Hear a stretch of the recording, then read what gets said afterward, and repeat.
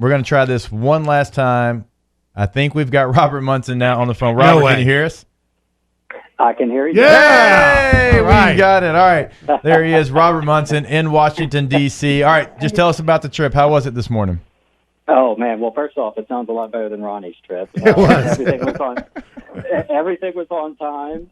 It's been fantastic. I mean, the White House was incredibly accommodating to us. I mean, we had a few hours, really, this morning just to kind of walk around and look at all the sites and the portraits and the china and the green room and the blue room and the red room and you name it. And of course, the event with the president himself was just spectacular.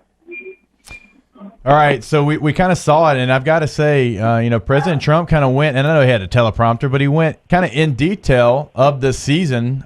Is that something y'all expected?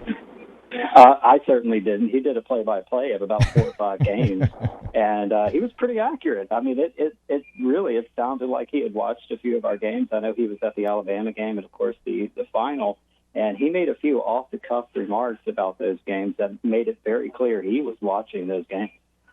I want to ask you, Robert, how many of the players went? Who got invited? We saw from the TV footage, certain players were on stage. Who got up on stage versus who was not? Yeah, almost, I'd say 3/4 of the team was in front of the stage. And as far as I know, almost everyone went. I think there are a couple of guys who were in training and getting some treatment that didn't get to go. But it was pretty darn close to 100% of the guys who were there. And I tell you what, every single one of those young men just had the time of their life there. It was really, really a once-in-a-lifetime event. Yeah, it is, and Ronnie and I are very fortunate to both experience that. And when you meet the President of the United States, regardless of who it is or anything surrounding that, you definitely think it is one of those once-in-a-lifetime moments because that's just something that not a lot of people get to do, Robert. Hey, we also wanted to have you on because LSU is having a parade tomorrow in Baton Rouge. I know there's some moving parts to it. I know weather might play a factor. Can you kind of give us the latest update there? Yeah, I actually just got off the phone for a briefing on the weather, and it's looking better, guys. We were kind of fearful yesterday that this thing was going to be canceled. Now it's looking much, much better. We're going to go ahead and say it's on.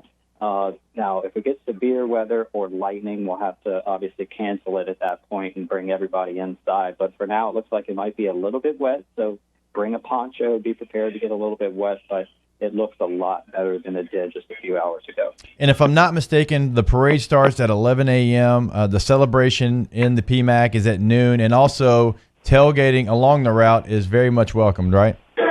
Yeah, I mean, that's what we do. We tailgate, we party, we have a good time, and we want our fans to come out, get out early, and we're going to start at the School of Music and work our way down towards the stadium, head down Victory Hill as usual, except this time, of course, we'll be in some Mardi Gras floats, throwing beads, and just having a good time celebrating with the LSU family. All right, there he is, Robert Munson. Robert, we appreciate your time. I know you're trying to get on a flight and go to New York, so we appreciate you. There he is, Robert Munson, Senior Associate Athletics Director over at LSU.